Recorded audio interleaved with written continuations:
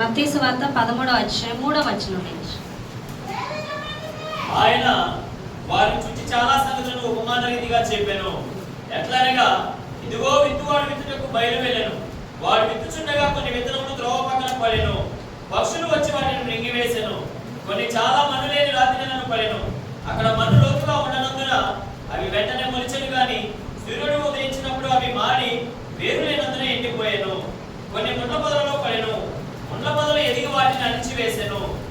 కొన్ని మంచి నేలలో పడి ఒకటి 100 ఒకటి 60 ఒకటి 30 ఫలించెను. చెవులు గల వాడి వినులుగా కానీ చెప్పెను. తరువాత శిష్యులు వచ్చి, నీవు ఉపమాన రీతిగా ఎందుకు వారితో మాట్లాడుచున్నావని ఆయన అడుగగా, ఆయన వారితో ఇట్లనెను, పరలోక రాజ్య మర్మములు ఎరుగుటకు మీకు అనుగ్రహింపబడి ఉన్నది, గాని వారికి అనుగ్రహింపబడలేదు. కలిగిన వానికే ఇయ్యబడును, వారికి సమృద్ధి కలుగును. లేని వానికి కలిగినది వాని యొద్ద నుండి తీసివేయబడును. మరియు వారు చూచుచుండి చూడరు, వినుచుండి వినకయు గ్రహింపకయునున్నారు. ఇందు నిమిత్తము నేను ఉపమాన రీతిగా వారికి బోధించుచున్నాను. ఈ ప్రజలు కనులారా చూచి చెవులారా విని హృదయముతో గ్రహించి మనస్సు త్రిప్పుకొని నా వలన స్వస్థత పొందకున్నట్లు వారి హృదయములు క్రొవ్వినది. వారి చెవులు వినుటకు మందములైనవి. వారు తమ కన్నులు మూసుకొని ఉన్నారు. కనుక మీరు వినుట మట్టుకు విందురు గాని గ్రహింపరు, చూచుట మట్టుకు చూతురు గాని ఎంత మాత్రము తెలుసుకొనరు అని యెషయా చెప్పిన ప్రవచనము వీరి విషయమై నెరవేరుచున్నది. చాలు. హల్లెలూయా. చూడండి, ఇక్కడ మనం విత్తనం గురించి చాలాసార్లు చెప్పుకున్నాం. త్రోవ పక్కన పడిన విత్తనాల గురించి, అలాగే ఇంకోటి ఏంటి, మన్ను లేనివి, కొన్ని మన్ను లేని రాతి నేలలు పడ్డాయని, అవి మొలిచెను కానీ సూర్యుడు ఉదయించగానే ఎండిపోయినని, కొన్ని ముండ్ల పొదల్లో పడ్డాయని, కొన్ని మంచి నేలలు పడ్డాయి. విత్తనం గురించి మాట్లాడుకున్నాం, అవునా కాదా? హల్లెలూయా. అయితే ఇక్కడ పరిశుద్ధాత్మ దేవుడు మాట్లాడుచున్న మాట ఏంటంటే, ఇందులో ఇంకొంచెం లోతు దేవుడు మాట్లాడుతున్నాడు. అది ఏంటి అంటే, విత్తనం అంటే ఏంటి? విత్తనం అంటే ఏంటి చెప్పండి. విత్తనం అంటే ఏంటి? వాక్యం. మీరు ఊహించుకోండి, కొన్ని చిక్కుడు విత్తనాలు కానీ ఏమన్నా ఊహించుకోండి, అవునా కదా? మీ ఇంట్లో కవర్ నిండా విత్తనాలు ఉన్నాయి, అవునా కదా? ఆ విత్తనాలు అలా ఉంటే వాటిని చూస్తే మనకి పంట వచ్చేస్తుందా? చిక్కుడు గింజలు విత్తనాలు, ఒక గింజ తీసుకుంటే ఆ గింజలు మన ఇంట్లో ఉన్నంత మాత్రాన, వాటిని మనం చూస్తూ ఉన్నంత మాత్రాన చిక్కుడుకాయలు వచ్చేస్తాయి? ఎన్ని రావు. ఆ చిక్కుడు గింజని ఏం చేయాలి? భూమిలో పాతి పెట్టాలి. ప్రతి నేలలో ప్రతి మొక్క మొలిచేస్తుందా? మొలవు. కొన్ని నేలలే పనిచేస్తాయి. అర్థమవుతుందా? అది భూమిలో విత్తిన తర్వాత అది ఏమవుతుంది? పగిలి మొలకెత్తి అది మొక్కై, అవునా కదా, పెద్దదై చిగురించి ఇక పువ్వులు కాయలు కాస్తుంది, అవునా కదా? అంటే మొదట అది ఎక్కడ పెట్టాలి? నేలలో పాతాలి, అవునా కదా?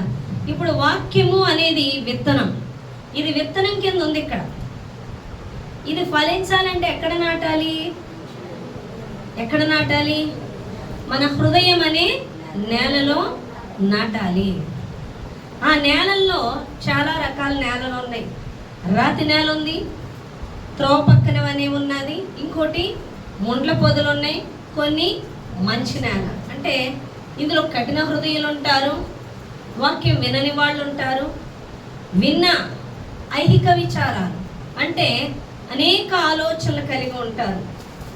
అర్థమవుతుందా? ఐహిక విచారాలు అంటే శరీర సంబంధమైన ఆలోచనలు. నేను చాలాసార్లు చెప్పిన వాక్యం ఇది, అవునా కదా? శరీర సంబంధమైన బంధాల కోసం, పోషణ కోసం, ఈ లోకం కోసం, నేను ఎలా బ్రతకాలి, నా కుటుంబం సంగతి, నా సంగతి, లేక ఉన్న సమస్యలు, ఆర్థిక ఇబ్బందులు, వ్యతిరేకతలు, ఇక వీటి గురించి, ఇవన్నీ కూడా ఏం చేస్తాయంటే ఆ విత్తనము మొలకెత్తనువు, అవునా కదా? విత్తనం మొలకెత్తనువు, ఫలింపు కూడా. అసలు మొలకెత్తుందే, ఫలింపు ఎలా వస్తుంది? కానీ మనం అనుకుంటాం వాక్యం చదివేస్తున్నాం, వింటున్నాం, ఫలిస్తుందా? ఫలించేటటువంటి నేలగా నీ హృదయం ఉంటుందా? అవునా కదా? వింటారు, బోలెడు వాక్యం వింటారు, చాలా మంది వాక్యమే వింటారు, వాక్యమే చదువుతారు, కానీ విశ్వాసంతో కూడిన ప్రవచించడం అనేది అక్కడ ఉండదు. విశ్వాసంతో ఆ వాక్కుని విడుదల చేయాలి.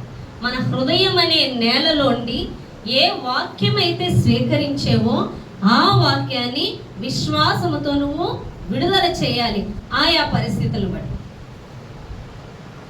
మీకు అర్థమైందా? ఏదైతే నువ్వు విశ్వాసంతో స్వీకరించేవో ఆ వాక్యం, ఎందుకంటే వాక్యమే మనకి విజయాన్ని ఇస్తుంది, ధైర్యాన్ని ఇస్తుంది, ఆదరణ ఇస్తుంది, సమృద్ధిని ఇస్తుంది, జీవాన్ని ఇస్తుంది, దీర్ఘాయుష్నిస్తుంది, మరణము నుంచి ఇన్ని కలుగజేసేటటువంటి ఈ విత్తనం అనేటువంటి వాక్యము నీ హృదయములో ఫలించడం వల్ల అన్ని అద్భుతాలు చూస్తాను. అయితే నీది మంచి నేల ఉండాలి. అంటే ఇది జరుగుతుందా అని ఒక అవిశ్వాసము కాదు, ఉన్నాడా లేడా దేవుడు అని కాదు, వాళ్ళు అలాగే చెప్తారు అన్న కఠిన హృదయాలు కాదు. వింటున్నట్టు విని అపవాదికి హృదయం ఎక్కడో పెడితే, మనసు ఎక్కడో పెడితే ఆ వాక్యం అపవాది ఎత్తుకుపోవడం కాదు. అర్థమవుతుందా? వీళ్ళు ఇలాగే చెప్తారు, ఈ వాక్యం నా సమస్యలను తీరుస్తుందా అని సమస్యలను హైలైట్ చేసుకుంటూ వాక్యాన్ని ఒక పక్కన పెట్టేసి మన జీవితాల్లో ఉన్న సమస్యలను ఎక్కువ చేసుకుంటూ ఆలోచన చేస్తూ ఉండే ఐహిక విచారాలతో ఉన్నప్పుడు నీలో వాక్యము ఫలించదు. అర్థమవుతుంది? ఆ వాక్యానికి ఇంట్లో జీవితానికి సంబంధాలు ఉండవు. వాళ్ళ ఇష్టాలు వాళ్ళ ఇష్టాలే, వాళ్ళ మాటలు వాళ్ళ మాటలే, వాళ్ళ తలంపులు వాళ్ళ తలంపులే, వాళ్ళ క్రియలు వాళ్ళ క్రియలే. ఇది ఈ వాక్యానికి దీనికి సంబంధం లేదు. ఎక్కడ సంబంధం అంటే చర్చకు వచ్చే ముందు బుద్ధిమంతులు వచ్చి కూర్చోవడం అంతే. కానీ నీతో దేవుడు వస్తాడు. ఆ వాక్యాన్ని ఏ విధంగా నువ్వు నీ జీవితానికి విశ్వాసంతో అనుమతిస్తున్నావు అనేది చూస్తాడు. అర్థమవుతుందా మీకు? ఇప్పుడు గోలియతు వచ్చినప్పుడు సౌలు యొక్క సైన్యము అదే దేవుడిని కలిగి ఉన్నారు, కానీ గోలియాతును చూస్తున్నారు. చూసి భయపడి వాళ్ళు ఏం చేస్తున్నారంటే విశ్వాసాన్ని విడుదల చేయట్లేదు.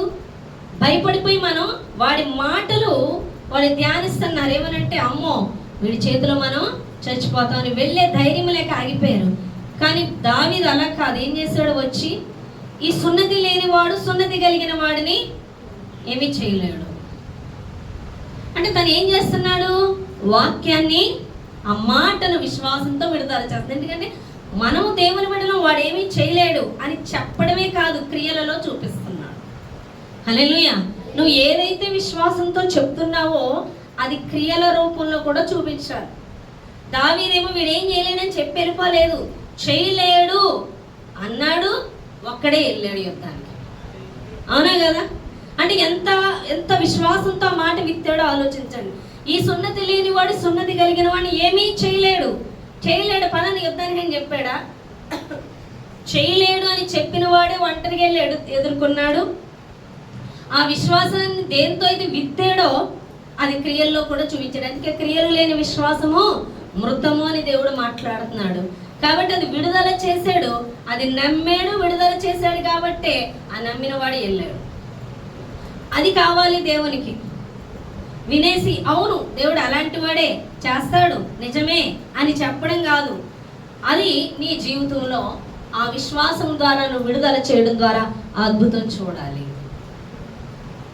అవునా కదా? దేవుడు పోషిస్తానన్నాడు, నువ్వు జాబ్ చేయొద్దు అన్నాడు, ఆయన చెప్పిన పని ఏదో చేయమన్నాడు. అప్పుడు నాకేమీ దేవుడు అన్నీ చూపించలేదు. నేను నమ్మాను, ఆయన మాటని విశ్వాసం ఉంచాను. ఇక జాబు మానేసి, ఇక జాబు ప్రయత్నాలు మాని ఆయన పని మీదే ఉన్నా. అది దేనికి? విశ్వాసం. నేను విడుదల చేసుకుంటూ వెళ్తున్నాను. అవునా కదా? ఇప్పుడు మీ శాలరీ ఉందనుకో, మీ శాలరీకి తగ్గట్టు మీరు ఖర్చులు పెట్టుకుంటారు, దానికి మించి పెట్టుకోరు. అవునా కదా? శాలరీని బట్టి మీరు ఏదైనా వేసే అడుగులు, మీరు తెచ్చుకునే స్తోమతను బట్టి అడుగులు వేస్తారు. మరి నేను ఎవరిని బట్టి అడుగులు వేయాలి? ఏ స్తోమత చూసుకోవాలి? సంఘ స్తోమత చూడాలా? సంఘాన్ని అసలు నమ్మక్కర్లేదు. ఎవరు ఏ క్షణం ఎలాంటి బుద్ధులు కలిగి ఉంటారు, ఎవరు దురాత్మలకు చోటిస్తారో, ఎవరు ఏ క్షణం ఎలా మారుతారో సంఘం మీద అసలు అనుకోకూడదు. మరి ఎవరి మీద అనుకోవాలి? దేవుడి మీద ఆ విశ్వాసం ఉంది కాబట్టి ఈరోజు ప్రతి అడుగు నేను వేస్తున్నానంటే నాకు వచ్చేదాన్ని బట్టి నాకు వచ్చేదేంటో నేను చూసుకోను. నేను ఖర్చు పెట్టే లెక్కలు అసలు వేయను. ఆయన చెప్తుంటాడు, నేను చేసుకుంటాను. లెక్కలు వేసేనా భయపడి చేస్తా, అంత ఖర్చు ఉంటుంది. వచ్చేది చాలా తక్కువ కనబడుతుంది. అవునా కదా? సారెపతు స్త్రీ దగ్గరికి ఏలియా వెళ్ళినప్పుడు ఏమన్నా బస్తాలు బస్తాలు పిండి లేదు, తొట్టిలో ఆ రోజు మట్టికే పిండి ఉంది. అవునా కదా? మరి రేపటి దినం, మరి కరువు దినాలు తీరేంత వరకు అంటే అనవసరం. అక్కడ లెక్కలు కాదు చూడవలసింది, దేవుని మాట మీద నమ్మకం ఉంచాలి. హల్లెలూయా. నాకు వచ్చేది లెక్కలు కాదు, ఖర్చు పెట్టుకునేది లెక్కలు కాదు. దేవుని మాట మీద విశ్వాసం ఉంచాను, విడుదల చేస్తున్నాను. దేవుడే పోషించుకుంటాడు. చేయమన్నాడు, నేను చేస్తున్నాను. పోషించువాడు ఆయన అని మాటలు చెప్పట్లేదు. అదే విశ్వాసంతో నేను అడుగులు వేస్తున్నాను. ఆ ఫలింపు చూస్తున్నాము. హల్లెలూయా. వాక్యాన్ని ఏదో దీవెన వస్తుంది, ఏదో ఆశీర్వాదం వస్తుంది అని చదవడం కాదు. చదివిన వాక్యాన్ని నీతో దేవుడు మాట్లాడినప్పుడు ఏ పదమైతే నిన్ను తాకి నీతో మాట్లాడతాడో దాని మీద విశ్వాసం ఉంచి విశ్వాసంతో విడుదల చేసి ఆ యొక్క శక్తి, ఆ ఫలింపు, ఆ దీవెన, ఆ విజయం మనం చూడాలి. విడుదల చేయాలి. మనం ఏంటి, దేవుడు అద్భుతం చేసే విశ్వాసం ఉంచుతామా ఏంటి? ఈ వాక్యం మీద అద్భుతం చేసే, అవును నిజమే దేవుడు చేశాడు చెప్పాడు కాదు, చెప్పాడు చేశాడు కాదు, చెప్పాడు చేస్తాడు. నువ్వు విశ్వాసంతో విడుదల చేయాలి. ఇది నీలోంచి వెళ్ళాలి. విత్తనాలు విత్తనాలుగానే ఉండిపోతాయి, పంట రాదు. అది భూమిలో నాటాలి. బైబిల్లోది ఏదో జరిగిపోతుంది కాదు, తీసుకో. విశ్వాసంతో నీ హృదయంలోనికి తీసుకో. విశ్వాసం నమ్ము, దాని కార్యము నువ్వు చూడాలి. అబ్రహామును చూడమన్నాడా లేదా? నీ సంతానం ఎంత ఉంటుంది నువ్వు లెక్క పెట్టగలవా? అంత విస్తారమైన జనాంగాలు ఇస్తానన్నాడు. చూస్తున్నాడా లేదా? అవునా కదా? హల్లెలూయా.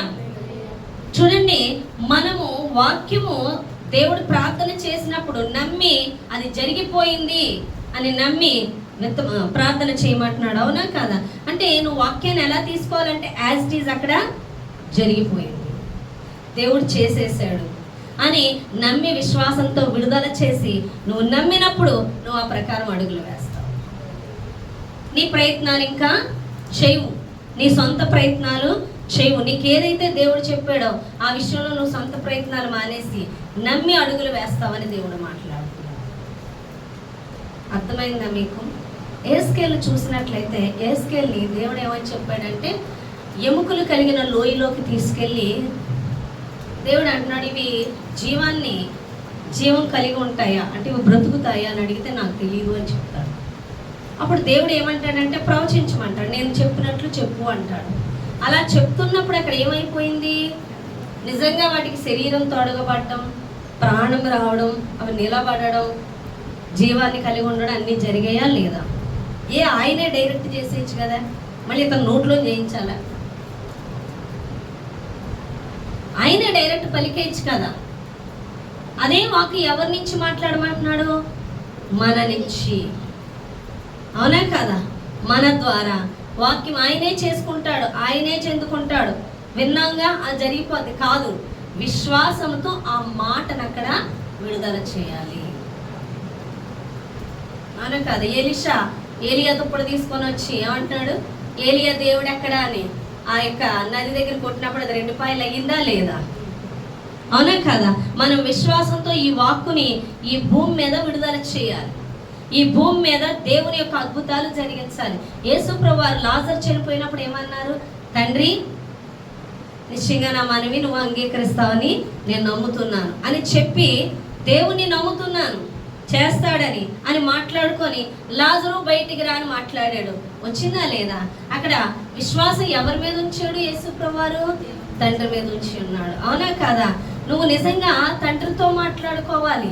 నేను నిన్ను నమ్ముతున్నానయ్యా, ఈ కార్యంలో విజయం ఇస్తావు నమ్ముతున్నాను అని ఏ వాక్యం అయితే మనం కలిగి ఉన్నామో మన యొక్క సమస్యకి తగ్గట్టు ఆ వాక్కును దేవుడు చూపించినప్పుడు ఆ వాక్కును నమ్ముతున్నానని విడుదల చేసినప్పుడు ఆ అద్భుతం మనం చూస్తాం. అర్థమవుతుందా? యెహెజ్కేలుకి దేవుడు అదే చెప్పాడు. ఏది చెప్తున్నాడో అది విత్తుచుండగా వాళ్ళలోకి ఏం వెళ్ళింది? జీవం వెళ్ళి వాళ్ళు బ్రతకడం జరిగింది. హల్లెలూయా. ఎవరైతే ఇటువంటి విశ్వాసాన్ని కలిగి ఉంటారో, విడుదల చేస్తుంటారో, అక్కడ అద్భుతాలు చూస్తారో, అది మంచి నేల అని దేవుడు మాట్లాడుతున్నాడు. అందుకే మంచి నేల నుండి వచ్చే మాట, విశ్వాస సహితమైన మాట ఇతరులో జీవాన్ని కలుగజేస్తుంది. అటువంటి వారు సువార్త ప్రకటించినప్పుడు అద్భుతాలు జరుగుతాయి. అందుకే నీ జీవితంలో విశ్వాసంతో ప్రతి మాటని ఎత్తి విడుదల చేయడం ద్వారా ఆ కార్యము నువ్వు చూస్తున్నప్పుడు నువ్వు విశ్వాసపు శక్తితో నింపబడతావు. అంతేకాదు, ఎంతగా నీ జీవితంలో వాక్యాన్ని ఎత్తిపెట్టి నువ్వు ప్రార్థించడం ద్వారా, విడుదల చేయడం ద్వారా, విశ్వాసంతో నడవడం ద్వారా అద్భుతాలు చూస్తావో అంత పరిశుద్ధుడిగా, అంత నీతిమంతురాలుగా మార్చబడతావు. అబ్రహాం విశ్వాసం ఉంచాడు కాబట్టి నీతిమంతుడిగా మార్చబడ్డాడు. నీతిమంతులు, పరిశుద్ధులు అంటే ఏంటి అర్థము? ఎవరు పరిశుద్ధులు, ఎవరు నీతిమంతులు అంటే ఎవరు ప్రతి చిన్న విషయానికి దేవుని మీద ఆనుకొని దేవుని ద్వారా, విశ్వాసం ద్వారా దాన్ని పొందుకుంటారో వాళ్ళు నీతిమంతులుగా మార్చబడతారు. అర్థమవుతుందా? చాలా మంది జాబులు చేస్తూ, చాలా సైడ్ బిజినెస్లు చేస్తూ, చాలా మంది చేస్తుంటారు పరిచర్య. అర్థమవుతుందా? అక్కడ ఆధారం ఎక్కడో అవుతుంది, కానీ ఫుల్ టైం పరిచర్యకి వచ్చినప్పుడు, వాళ్ళు ఫుల్ దేవుని మీద ఆధారపడుతున్నప్పుడు ఆ యొక్క అభిషేకము, ఆ యొక్క విశ్వాసము మరింత బలమైనదిగా ఉంటుంది. అర్థమవుతుందా? నీతిమంతులకి ఎప్పుడు మార్చబడతారంటే 100% దేవుడి మీద ఆనుకోవడం, విశ్వాసం వచ్చడం. విశ్వాసులే నీతిమంతులు, విశ్వాసులే పరిశుద్ధులు. ఎందుకు నిన్ను ఆయన మీద ఆనుకోమంటున్నాడంటే విశ్వాసులే పరలోక రాజ్యం వెళ్తారు, నీతిమంతులే పరలోక రాజ్యం వెళ్తారు. నిన్ను పరలోక రాజ్యానికి ఓ పక్క సిద్ధపరుస్తూ, దేవుడు ఉన్నాడన్న ఉనికి నీ ద్వారా ఈ భూమి మీద చాటుతూ, ఈ భూమి మీద శాతాని క్రియలు లయపరిచి అనేక మంది దేవుడి ఎరిగిన ప్రజలను దేవుని ఎదుక నడిపించాలని 2 అంచుల పదును గల ఖడ్గమై ఆయన మరి ఎడల పనిచేస్తున్నాడు. అందుకే మనల్ని ఆనుకోమంటాడు, దేవుని మీద విశ్వాసం వచ్చమంటాడు. విశ్వాసం లేని మూర్ఖులు పరిగెడుతున్నట్టుగా నువ్వు పరిగెడుతున్నప్పుడు వాళ్ళు నీలో చూసింది ఏమిటి? దేవుడి గురించి. వాళ్ళకి నీకు తేడా ఏంటి? వాళ్ళు వెళ్తున్నావు, నువ్వు వెళ్తున్నావు. నీ నుంచి ప్రత్యేకత వాళ్ళకేమొస్తుంది? మరి నాకెలా వస్తుంది? విశ్వాసము. దేవుడు చేస్తాడు అద్భుతం. మన రీసెంట్గా ఒక విషయం జరిగింది. ఒక సిస్టర్ అయితే తన కుమార్తె సర్టిఫికెట్ల కోసం ఏమో అది డేట్ ఆఫ్ బర్త్ సర్టిఫికెట్ అడిగితే చాలా సంవత్సరాలు అయిపోయింది, అది ఇవ్వాలంటే మాకు చాలా రిస్క్, కాస్త అమౌంట్ అవుతుంది, కనీసం 38,000 ఇవ్వాలన్నారు. అంత ఇచ్చుకోలేము, 25,000 ఇస్తానని ఆవిడ ఒప్పించింది. 25,000 తెచ్చి ప్రార్థన చేసుకుంది. ప్రార్థన చేసుకొని, ప్రభు నాకు ఈ అమౌంట్ అయితే ఇవ్వబుద్ధి కావట్లేదు, ఈ అమౌంట్ నీ చర్చ్ కన్స్ట్రక్షన్కి ఇచ్చేస్తాను నేను, నువ్వే ఒక్క రూపాయి ఖర్చు అవ్వకుండా ఆ సర్టిఫికెట్లు అవడానికి సహాయం చేయని ప్రార్థన చేసింది. ఎప్పుడైతే ఆ ప్రార్థన చేసిందో 3 రోజులు అవుతుందన్న పని, అసలు అవదన్న పని డబ్బులు ఇస్తేనే కానీ అవుతుంది అన్న స్టేజ్కి వచ్చారు. అందరూ సెలవుల్లో ఉన్నా సరే ఈమె కోసం ఒక్క రోజులో పనులు అయిపోయి సాయంత్రానికల్లా అందేసింది. పొద్దునకల్లా అడిగితే సర్టిఫికెట్. గొప్ప మెరాకిల్ చేశాడంట. ఆమె ఆ విషయం చెప్పి సాక్ష్యం, రేపు వెళ్తున్నామండి అని ప్రార్థన చేయించుకొని వెళ్ళిపోయారు. వాళ్ళు వెళ్ళొచ్చారు. ఒక 3 days వరకు నాకు ఆ అమౌంట్ చేతికి ఇవ్వాల. ఈ 3 daysలో జరిగింది ఏంటంటే, ఆమెకు బ్యాంకులో 3 months ఆమె లోన్ కట్టాలంట. 3 months నుంచి కడతలేదంట. వాళ్ళు ఫోన్లు చేసేసి ఊరుకోవని చెప్తుంటే, ఇక్కడ ఈ డబ్బులు ఉన్నాయి, ఇవి ఇచ్చేయచ్చు, కానీ ఇవి నేను దేవునికి అనుకున్నాను, ఇవి నేను తీయకూడదు అని చెప్పి, ఏదైతే అయింది బ్యాంక్ విషయం అని చెప్పి వాళ్ళ హస్బెండ్కి ఈమె తెచ్చి నాకు అమౌంట్ ఇచ్చేసింది. ఇచ్చేసిన తర్వాత వాళ్ళు ఫోన్లు చేస్తూ ఉంటే 3,000 ఉంటే వాళ్ళ హస్బెండ్కి ఇచ్చి పంపి ఏదో ఒకటి మాట్లాడి కట్టేయండి అని ఈమె వెళ్ళలేక ఆయన పంపించింది. వాళ్ళు 3,000 కడితే ఊరుకుంటారా? కట్టవలసింది 28,000, 30,000 కట్టాలంట. అయితే అక్కడికి వెళ్ళే బ్యాంక్ బుక్లో చూస్తే దగ్గర 39 40 అబౌవ్ అమౌంట్ ఉందంట బుక్లో. ఎలా ఉన్నాయి నీకు తెలుసు అంటే, నాకు తెలిసి అయితే డబ్బులు లేవు. మరి ఎలా పడ్డాయంటే ఎలా పడ్డాయి కూడా వాళ్ళకే తెలియదు. నేను ఎంత ఇచ్చానో దానికి 2 దేవుడు ఇచ్చాడు అని సాక్ష్యం చెప్పాను. అర్థమవుతుంది. ఆమె ఏం చేసింది? విత్తింది, కోసింది, అర్థమవుతుందా? నువ్వు ఇస్తేనే విత్తుతానడం కాదు, ముందు మన దగ్గర ఉన్నది విత్తాలి. ఆమెకు ఆ డబ్బులే తీసేటటువంటి పరిస్థితి వచ్చింది. బ్యాంకులో 3 months నుంచి కట్టలేదు. వాళ్ళు ఒత్తిడి చేస్తున్నారు. ఆ టైంలో మనం ఏమనుకుంటాం, తర్వాత ఇద్దాంలే, ముందు ఇది కట్టేద్దాం, ఎందుకంటే ఒత్తిడి వచ్చేస్తుంది అని తప్పటడుగులు వేస్తాం. కానీ ఆ ఒత్తిడి కలిగించి తన యొక్క విశ్వాసాన్ని పరీక్షించాడు దేవుడు. ఆమె నిలబడింది, దేవునికి ఇచ్చింది. దేవుడు ఏం చేశాడు? అద్భుతం చేశాడు. నీకు అర్థమవుతుందా? హల్లెలూయా. కానీ దేవుడు అద్భుతాలు చేసుకుంటూ మన జీవితం ఎలా వస్తాయి డబ్బులు? అందుకని అద్భుతాలు చేసే దేవుడు. ఆ అద్భుతాలు మన జీవితంలో చూడకుండా ఇతరుల నోటితో చెప్పుకోవడం కాదు, ఆ అద్భుతాలు చూసే విధంగా మనం అడుగులు వేయాలి. మనం చూడండి ఇతరులకు ఎలా చెప్తాం. కాబట్టి ఇతరులు లోకం పోతున్న దారిలోను వెళ్ళడానికి వీల్లేదు, నీ దారి ప్రత్యేకం. అవునా కాదా? దేవుడు విస్తారమైన చేపల రాసి చూపించి పేతురుతో ఏమంటున్నాడు? ఇలాగే నాకు ప్రార్థన చేసుకో, మోకాళ్ళు వేసి రోజుకి వలలు చిరిగిపోయేలాగా నేను ఇస్తాను చేపలని చెప్పాడా? ఇక చాలు, నన్ను వెంబడించాను. హల్లెలూయా. చూసావు కదా? అవునే కదా? ఒక్క చేప పడింది, ఇన్ని చేపలు ఎలా వచ్చి? కాబట్టి విశ్వాసం ఉంచి నన్ను వెంబడించని దేవుడు మాట్లాడు. నీ జీవితంలో అనేక అద్భుతాలు జరిగిస్తున్నా సరే, ఇంకా కొత్తగా నా శక్తి నా బలము అంటూ దేవుడి మీద ఆనుకోకుండా ఆ విశ్వాసంతో ఆ వాక్కును విడుదల చేసి నీ మార్గాలకు అడ్డుకున్న శాతాన్ని తొలగించి దేవుడు నీ కొరకే దాచి ఉంచిన మేలును నువ్వు అనుభవించే విధంగా ఆ విశ్వాసపు వాక్కులను విడుదల చేయాలి. అది క్రియలలో చూపించాలి. అర్థమవుతుందా? క్రియలు లేని విశ్వాసము మృతం. అవును, నిజమే, దేవుడు కాపాడుతాడు, పోషిస్తాడు అని చెప్పి నీకు అవసరత వచ్చినప్పుడు నువ్వు పరుగులెత్తుతున్నావు అంటే ఇంకా అది మీనింగ్లెస్. నువ్వు చెప్పేదానికి నువ్వు చేసేదానికి ఎక్కడా సంబంధం లేదు. చదువుతారు వాక్యం దేనికి? చదవకపోతే దీవెన రాదేమో, చదవకపోతే దేవుడు గద్దెస్తాడేమో, చదవకపోతే నేను ఆశీర్వాదాలు పొందుకోనేమో నేను ఎక్కడికి వెళ్ళినా, చదవకపోతే సాతాను నా మీద దాడి చేసేస్తాడేమో. ఈ టైపు చదివేది ఎందుకు పనికిరాదు నీకు. నువ్వు చదివేది ప్రతిదీ కూడా విత్తనాలు నీ హృదయంలో వేసుకోవడం, దాన్ని విశ్వాసంతో నీ పరిస్థితులకి తగ్గట్టు పరిశుద్ధాత్మ దేవుడు జ్ఞాపకం చేసినప్పుడు నువ్వు అది విడుదల చేయడం. రక్తస్రావం కలిగిన స్త్రీ ఎవరితో మాట్లాడుకుంది? దేవుడితో. ప్రభా, నీ వస్త్రం చెంగు ముట్టుకుంటే నేను స్వస్థపడతాను. నమ్మింది, అనుకోని కూర్చోలేదు. ఆమె వెళ్ళి యేసు ప్రభువారి వస్త్రం చెంగు వెళ్ళి పట్టేసుకుంది అన్నది అంత ఈజీ కాదు, అది చాలా కష్టతరమైన పని. ఒక కడగా ఉన్న స్త్రీ అప్పుడు ప్రజల మధ్యకి రాకూడదు ఆ దినాల్లో. అలాంటిది ఆమె దాక్కొని వస్తుంది. అంతమంది ఆయన చుట్టూ మగోళ్ళు చుట్టేసి ఉంటే మగవాళ్ళందరూ ఆమె ఎలా వెళ్ళగలదు? ఆమె వెళ్ళి ఆయన వస్త్రపు చెంగు ముట్టుకుంది. ఆమె అనుకుంది దేవుడితో ఆయన మీద విశ్వాసం ఉంచి. కానీ దేవుడు ఏం చేశాడు? ఆ ఫలాన్ని ఇచ్చాడా లేదా? స్వస్థత పొందుకుందా లేదా? అలాంటప్పుడు నీకు ఇంత వాక్యం ఇచ్చినప్పుడు దేవుడు వాక్యాన్ని చదువుతున్నావు కానీ ఇది విత్తనం లాగే వదిలేస్తున్నావు. నీ ఇంట్లో బస్తాలు విత్తనాలు ఉన్నాయి, కానీ అది మంచి నేలను పడిన విత్తనం వల్ల ఫలించట్లేదు. ఎందుకంటే విశ్వాసంతో దాన్ని విడుదల చేయట్ల. బోలెడు చదువుతున్నావు వాక్యం, బోలెడు చదువుతున్నావు. నేను ఒకసారి చెప్పానుగా, హిజ్కియా ఫ్రాన్సిస్ గారు ఏం చెప్పారు? 14 ఏట నువ్వు విశ్వాసంతో ప్రవచించు అది జరుగుతుందంటే ఇంటికి రాగానే పాడైపోయిన గడియారం మీద ప్రయోగం చేశారు. జరగదు. ఎందుకు జరగదు? జరుగుతుంది అద్భుతం. దేవుడు చెప్పాడుగా, నమ్మాడు. ఆ నమ్మిన దాన్ని విడుదల చేశాడు విశ్వాసంతో, అది పని చేసింది.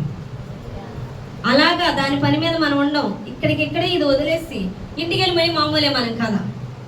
ఏదైతే విన్నావో దేవుడు ఈరోజు ఇది చెప్పాడు కదా, ఇప్పుడు నా జీవితంలో వచ్చిన సమస్యకి దీన్ని అప్లై చేస్తాను అని ఆ వాక్కుని నువ్వు విశ్వాసంతో దాన్ని విడుదల చేయడమే విశ్వాసంతో నడుచుకోవడం. హల్లెలూయా. చేసినప్పుడే చేస్తాడు. మన పరిస్థితి బాగున్నప్పుడు ఏడుస్తూ అడుగుదాము అంటే కాదు. నువ్వు విశ్వాసంతో విడుదల చేసుకుంటూ ఉంటే దాని ఫలితం చూస్తావు అని దేవుడు మాట్లాడుతున్నాడు. హల్లెలూయా. ఎంతమందికి అర్థమైంది వాక్యం? బైబిల్లోని వాక్యము విత్తనము. దాని ఫలింపు నీ హృదయంలో ఉంటుంది. అందుకే ఎక్కడ చెప్తున్నాడు ఏమనంటే, మంచి నేలన పడిన విత్తనం. విత్తనం అంటే ఏమిటి? వాక్యం. మంచి నేలన పడ్డాక అప్పుడు అది ఫలిస్తుంది. నీలో ఫలించాలి, అది నీ హృదయములో ఫలించాలి. నీ హృదయములో దాని మీద ధ్యాస ఉంచాలి, దాన్ని ధ్యానించాలి. దాని విశ్వాసంతో నువ్వు నెమరు వేసుకుంటూ దాని సమయానుకూలంగా విడుదల చేయాలి. అప్పుడు ఆ పంట చూస్తావు. దేవుడే చేసుకుంటే ప్రభువా మరి చెయ్యి, ప్రభువా చెయ్యి కాదు, చేసేసాడు ఆయన. ఆల్రెడీ చేసేసిందే ఈ వాక్యం. దీన్ని నువ్వు తీసుకొని దాన్ని పొందాలి. హల్లెలూయా, అవునా కదా? విత్తనం ఇచ్చేసాడు, చిక్కుడుగా విత్తనం. నువ్వేం దాన్ని కొత్తగా నువ్వు సృష్టించక్కర్లేదు. దానికి అదే నేలలో పడితే అదే ఫలింపు వచ్చేసి విస్తారమైన చిక్కుడుగాయలు ఇచ్చేస్తుంది. అలాగే దేవుడు అన్ని సిద్ధపరిచేసిన వాక్యం అనే విత్తనం నీకు ఇచ్చాడు. నీ హృదయంలోకి తీసుకోవడమే దాన్ని. హల్లెలూయా. ఆవిడ వాక్యము చదువుతూ నీ హృదయంలో వాక్యాన్ని ధ్యానిస్తూ దాన్ని విడుదల చేస్తున్నప్పుడు దురాత్మలు పారిపోతాయి, సమస్యల నుంచి విడుదల వస్తుంది. అర్థమవుతుందా మీకు?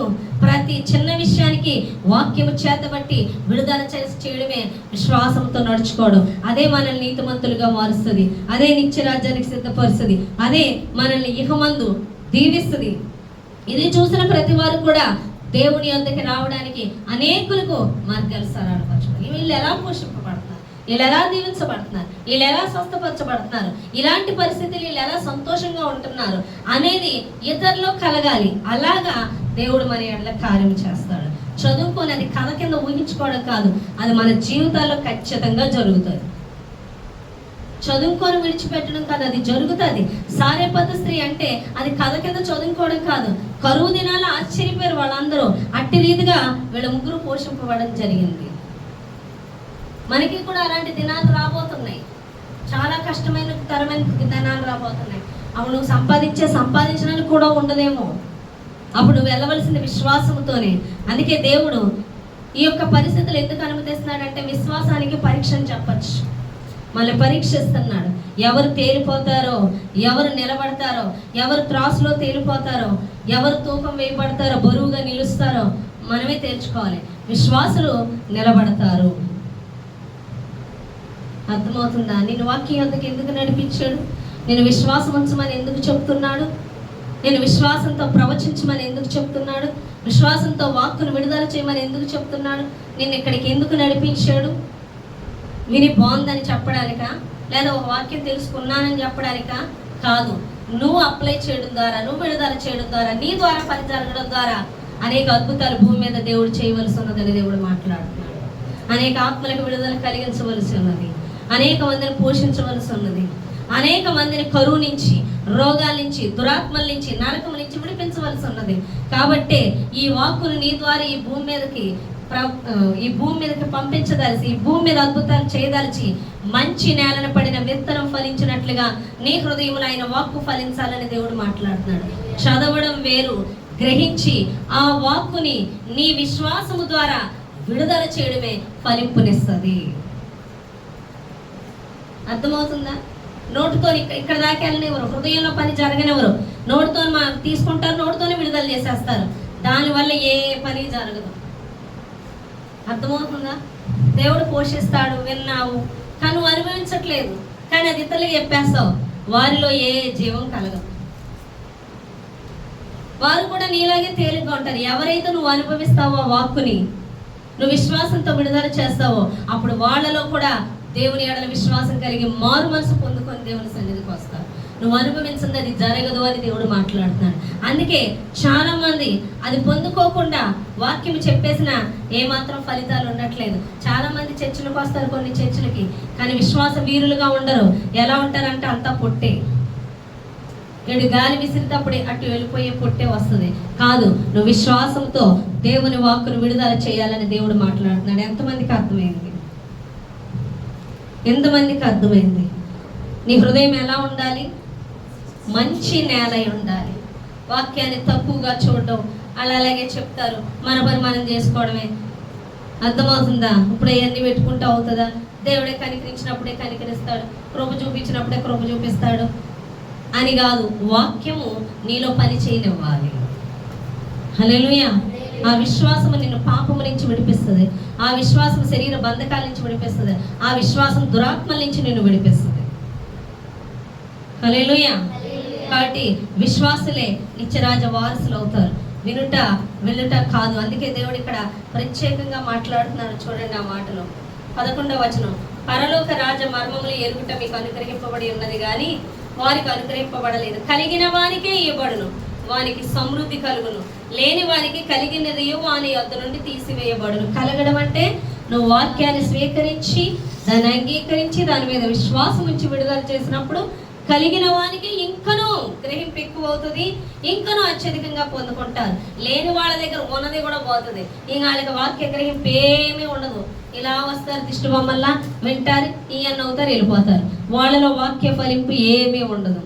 అదే చెప్తున్నారు. వారు చూచుచుండియు చూడరు, వినుచుండియు వినక గ్రహింపకై ఉన్నారు. ఇక్కడ అనేకులు ఉన్నారు, చూస్తూ ఉన్నారు, కానీ వాక్యాన్ని వింటున్నప్పుడు ఆయన్ని చూసేవాళ్ళు కొద్దిమంది ఉంటారు. ఆయన దర్శనాలు, ఆయన అద్భుతాలు, ఆయన చెప్పింది అనుభవించేవాళ్ళు, గ్రహించేవాళ్ళు ఉంటారు. కొంతమంది చూసి కూడా విని కూడా గ్రహింపకుండా పోతున్నారు. ఆ విధంగా ఉన్నారని దేవుడు మాట్లాడుతున్నారు. వారు చూచుచుండి చూడరు, వినుచుండి వినక గ్రహింపకై ఉన్నారు. ఇందు నిమిత్తం నేను ఉపమాన రీతిగా బోధించున్నాను. ఈ ప్రజలు కన్నులారా చూచి, చెవులారా విని, హృదయంతో గ్రహించి, మనస్సు త్రిప్పుకొని నా వలన స్వస్థత పొందకుండానట్లు వారి హృదయం క్రొవ్వినది, వారి చెవుల వినుటకు మందములైనవి, వారు తమ కన్నులు మూసుకొని ఉన్నారు. కనుక మీరు వినుట మట్టుకు విందురు గాని గ్రహింపనే గ్రహింపరు, చూచుట మట్టుకు చూతురు గాని ఎంత మాత్రమో తెలుసుకొనరు. హల్లెలూయా. ఎంతమందికి ఇక్కడ వచ్చిన వాళ్ళకి వాక్యం అర్థమవుతుంది అనుకుంటారు? అలాగా అర్థమవుతుంది, మీకు గ్రహించేస్తున్నా అని ఏముండదు దానికి సంబంధించింది. దానిని క్రియల రూపంలో అస్సలు చూపించరు. అర్థమైంది, అర్థమవుతుంది. తర్వాత పక్షులు ఎత్తుకెళ్తాయి, తర్వాత ఐహిక విచారాలు దాన్ని నడిచేస్తాయి, తర్వాత లోన లోతైన వేరు ఉండదు, దాని మీద ఆనుకోవడం ఉండదు. వినుట మట్టుకు వింటారు, చూచుట మట్టుకు చూస్తారు, కానీ గ్రహించరు. క్రియల్లో ఉండవు, వాళ్ళ జీవితాల్లో అది చూపించరు. అదే ఇది అంతే. వాళ్ళకి అనుకూలంగా ఉన్నాయి మాత్రం, ప్రభువా నువ్వు ఇలా అన్నావు కదా, అలా అన్నావు కదా అని మాట్లాడతారు, అంతే తప్ప ప్రతిదానికి ఆయన వాక్కు మీద ఆధారపడుతూ ఆయన వెంబడించే వారుగా ఉండట్లేదని దేవుడు మాట్లాడుతున్నాడు. హల్లెలూయా. నిజంగా ప్రతి విత్తనం, ప్రతి మాట నీ హృదయంలోకి తీసుకుంటే, ప్రతి విత్తనం ఫలిస్తే విస్తారమైన పంట కోసుకుంటాం. ఒక్క చిక్కుడు గింజ మొక్క అయితేనే బోళ్ళు కాయలు వస్తాయి. అనేక చిక్కుడు గింజలు అయితే ఎంత పంట వచ్చేస్తుంది. అలాగే దేవుని ప్రతి మాట మీద నువ్వు విశ్వాసం ఉంచినప్పుడు, అందుకే దేవుడు అంటున్నాడు సాతానుతో, దేవుని నోట నుండి వచ్చి ప్రతి మాట వల్ల మనం బ్రతుకుతామని. ఈ మాట, ఈ విత్తనము నీ హృదయంలో తీసుకుంటున్నప్పుడు, దాన్ని ధ్యానించి దాన్ని నమ్మకం వచ్చి నువ్వు కదులుతున్నప్పుడు అక్కడ అద్భుతం చూస్తామని దేవుడు మాట్లాడుతున్నాడు. ఒకసారి టీచర్స్ దినకరణ్ గారు మన పిల్లడికి బాగాలేదంట. ఆయన జీతం ఏది తెచ్చినా కూటాలు పెట్టేసి ప్రేయర్లు పెట్టేస్తారు. చేతిలో డబ్బులు ఉండవు, దేవునికే విత్తేయడమే.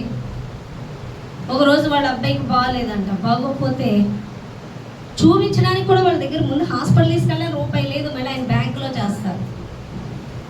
ఆ పిల్లోడికి జ్వరం విపరీతం అయిపోయింది.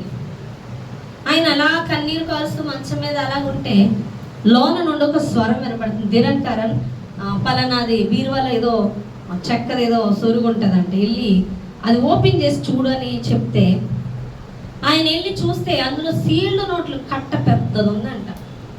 ఆమెను అడిగానంట ఆయన వెళ్ళి, నువ్వేనా దాచేవా? నేను దాయిలా. మరి ఎలా వచ్చింది తెలియదు, కానీ వాళ్ళ కోసం ఎంత కట్ట ఉందంట అందులో, వాళ్ళ ఇంట్లోనే. ఎలా వచ్చిందో వాళ్ళకే తెలియదు అంట. వాళ్ళకి ఎంత అవసరం అంత సమృద్ధి ఇచ్చాడంట దేవుడు. ఎందుకు ఇచ్చాడంటే ఆయన విత్తుతున్నాడు. ప్రతి నెల జీతం వస్తే విత్తినప్పుడు కోసుకుంటారు. ఎలా వచ్చిందంటే ఎలా అన్నా వస్తుంది. భూమి నుంచి విత్తనం ఎలా మొలకెత్తింది, ఎలా ఒక్క చిక్కడి గింజ విత్తితే అన్ని చిక్కడిగాలు వచ్చాయంటే అలాగే విత్తుతాడు దేవుడు. హల్లెలూయా. నువ్వు ఏది విత్తుతావో అది కోసుకుంటావు. విశ్వాసంతో దేవుని వాక్కుని నమ్మి నువ్వు అడుగులు వేస్తున్నప్పుడు ఖచ్చితంగా నువ్వు ఆ పంట కోసుకుంటావు. ఖచ్చితంగా అద్భుతాలు చూస్తావు, ఖచ్చితంగా విడుదల చూస్తావు. దేవుని మీద ఆనుకున్న వాళ్ళు ఇహమందు దీవించబడతారు, పరలోక రాజ్యానికి అర్హత కలిగి ఉంటారు. విశ్వాసం కలిగిన వారే వెళ్తారు. విశ్వాసం ఆయన మీద ఉంచిన వారు క్రీస్తును పోలి నడుచుకున్న వారుగా ఉంటారు. హల్లెలూయా. లాజరు తండ్రితో చెప్పు, దేవుడు తండ్రితో చెప్పుకుంటున్నాడు, లాజరు బయటికి రా అని చెప్తున్నాడు. తండ్రి, నా మనవి నువ్వు అంగీకరిస్తావు, నేను నమ్ముతున్నా. హల్లెలూయా. నీ తండ్రి మీద నీకు నమ్మకం ఉందా? ఆ వాక్కును తీసుకొని విడుదల చెయ్యి. నీ శక్తి మీద కాదు, మనుషుల మాటల మీద కాదు, మనుషులు ఇచ్చే ఆలోచన మీద కాదు, జ్ఞానం మీద కాదు, శక్తి మీద కాదు. నువ్వు అనుకోవాల్సింది దేవుడి మీద అనుకోవాలి. దేవుని మాటకు విలువ ఇవ్వాలి. దేవుని మాటను స్వీకరించి దాన్ని విడుదల చేయాలి. దాని శక్తిని నువ్వు అక్కడ చూడాలి. అప్పుడు ఇతరుల్ని కూడా నువ్వు దేవుని యొద్దకు నడిపించగలుగుతావు. అప్పుడే నువ్వు ధైర్యంతో లోకంలో జీవించగలుగుతావు. అప్పుడే అపవాదిని నువ్వు ఈజీగా జయించగలుగుతావు అని దేవుడు మాట్లాడుతున్నాడు. ఈ చిన్న మాటలు దేవుడు దీవించి ఆశీర్వదించును గాక.